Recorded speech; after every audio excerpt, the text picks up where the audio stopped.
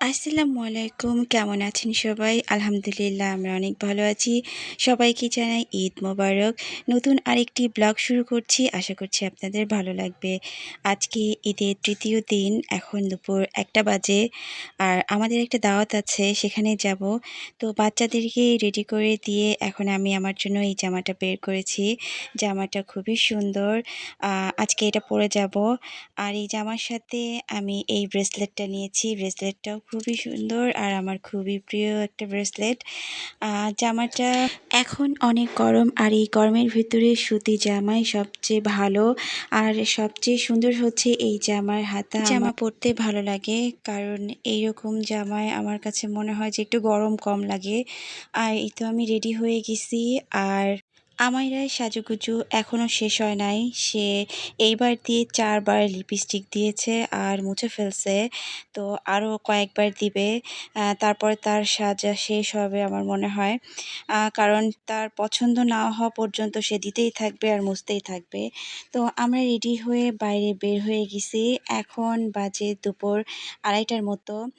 এখানে আমরা থামছি আইসক্রিম নিব। তো আজকে আমরা যাব পনি আপুর বাসায়। পনি আপু হলো আমার হাজবেন্ডের কলিগ। খুবই ভালো একজন মানুষ। এখানে ওখানে শুধু আমরাই যাব তা না। আমার হাজবেন্ডের আরও একজন কলিগ আসছেন। উনি ফাহমিদা ম্যাডাম। ফাহমিদা ম্যাডাম আর পনি আপু দুজনের সাথে আমার বেশ অনেক দিনের পরিচয়। তো ওনারা দুজনই আমার খুবই পছন্দের। আর আমরা চলে আসছি সবাই। এখন আমরা উপরে যাব। আপুর বাসায় এবারই প্রথম না, এর আগেও আসা হয়েছে। আর এই যে দরজার উপরে সুন্দর একটা প্রজাপতি বসে আছে। আপুর একটাই মেয়ে আর ওর নাম প্রজাপতি। আর ওর নামের সাথে মিল রেখে আসা দরজার উপরে প্রজাপতি দিয়ে ডেকোরেট করা। আর এই যে আমরা চলে আসছি। প্রজাপতিকে যখন আমি প্রথমবার দেখেছিলাম তখন অনেক ছোট ছিল। আর এই যে প্রজাপতি আমার সাথে কথা বলছে। তো প্রজাপতি তখন অনেক ছোট ছিল। আর এই তো সেই ছোট্ট মেয়েটাই মাশাআল্লাহ দেখতে দেখতে চোখের সামনে অনেক বড়। আপুর বাসাটা খুবই ছিমছাম গুছানো একটা বাসা। খুবই সুন্দর করে ডেকোর করা। আসলে গুছানো বাসা দেখতেও ভালো লাগে। আর এই যে উপরে ড্রয়িং রুমের আপুর মেয়ের নামের সাথে মিল রেখে প্রজাপতি দিয়ে ইন্টেরিয়র করা। তো এখানে আমার হাজবেন্ড, ফাহমিদা ম্যাডামের হাজবেন্ড আর ওনার ছেলে, তো ওনারা সবাই বসে গল্প করছেন। তো এই ফাঁকে আমি একটু ছোট ভিডিও নিচ্ছিলাম। একটা বাসা শুধু বাসা না, আসলে নিজের শান্তির জায়গা। আর সেই জায়গাটাকে যখন কেউ মনের মতো করে গুছিয়ে নেয়, সেটা আরও সুন্দর হয়ে যায়। আপু গাছপালার অনেক শৌখিন। উনি বাসার বিভিন্ন জায়গায় সুন্দর করে গাছ ডেকোর করে রেখেছেন। তো এই যে আমাইরা তো গল্প শুরু করে দিছে প্রজাপতির সাথে। একজন গল্প শোনার মানুষ তো পাইছে। আমার আমাইরা বরাবরই খুবই মিশুক। তো সে সবার সাথে খুব সহজে মিশে যাইতে পারে। এখন সে এসে গল্প করতেছে। তার অনেক গল্প, বিভিন্ন কোথায় কখন কি করছে, কিভাবে করছে সেগুলোও গল্প করবে। তো ওরা গল্প করছে, তো আমি এই ফাঁকে একটু আপুর বাসাটা একটু ঘুরে দেখছিলাম। তো এখানেও সুন্দর কিছু গাছ রাখা আছে। তো আপু ওয়েলকাম ড্রিঙ্কস নিয়ে আসছে। তো এখানে ২ রকমের ওয়েলকাম ড্রিঙ্কস ছিল। একটা মিন্ট লেমন আর একটা তেঁতুলের।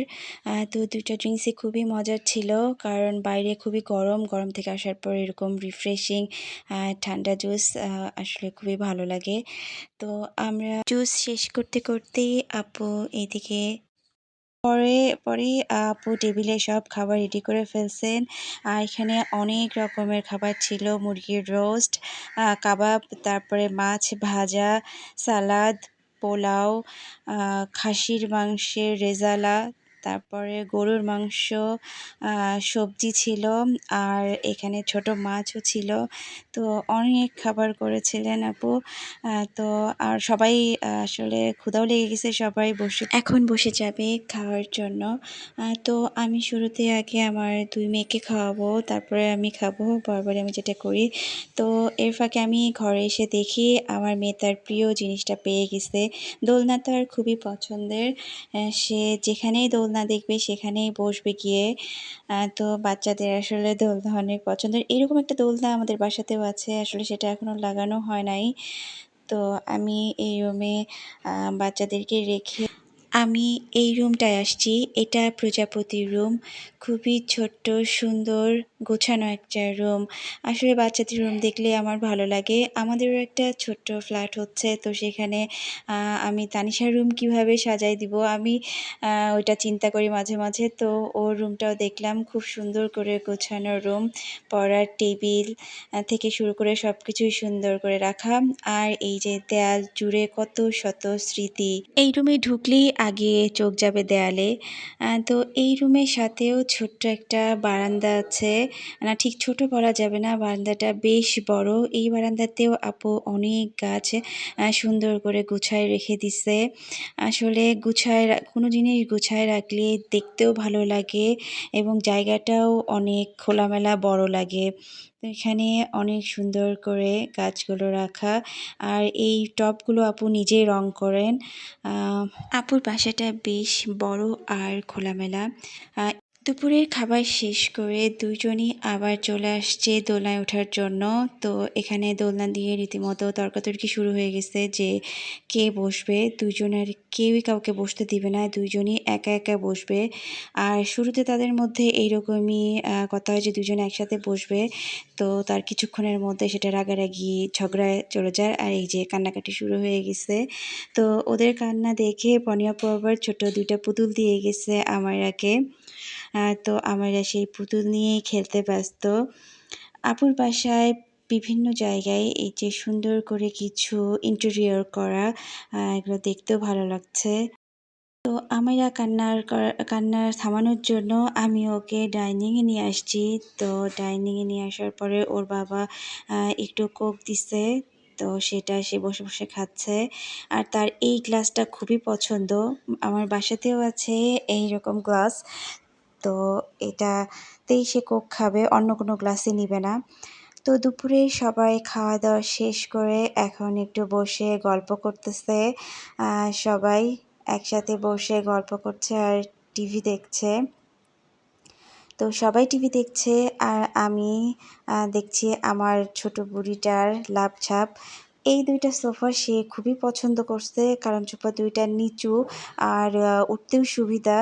তো এই জন্য সে বারবার সোফায় উঠতেছে আর লাফ দিয়ে দিয়ে নামতেছে। খাওয়া দাওয়ার পরে একটু রেস্ট নিয়ে এখন সবাই ডেজার্ট খাবে। আর ডেজার্টে আপু বানিয়েছিলেন আমের পুডিং আর নবাবী সেমাই। 2টা ডেজার্টই এত মজা হয়েছিল, আমরা তো খুবই মজা করে খেয়েছি। আর আপুর তো ডেজার্ট খুবই মজা হয়। আপুর হাতের রান্না তো খুবই মজার, সবগুলো রান্না এবং সবগুলো ডেজার্ট খুবই মজা হয়েছিল।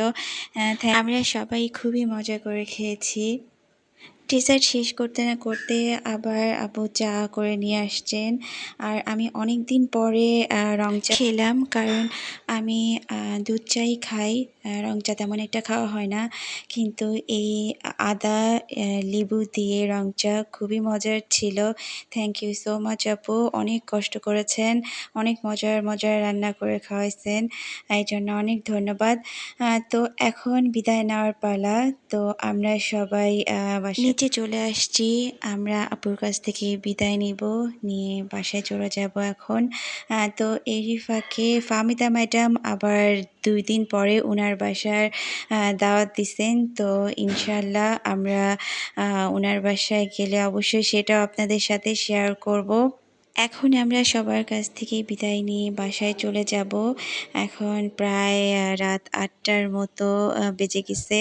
তো বাসায় এসে দেখছি আমাদের একটা পার্সেল আসছে, এই আমগুলো আসছে। এটা আমাদের এই দিককার আম না, এগুলো হলো পাহাড়ি আম।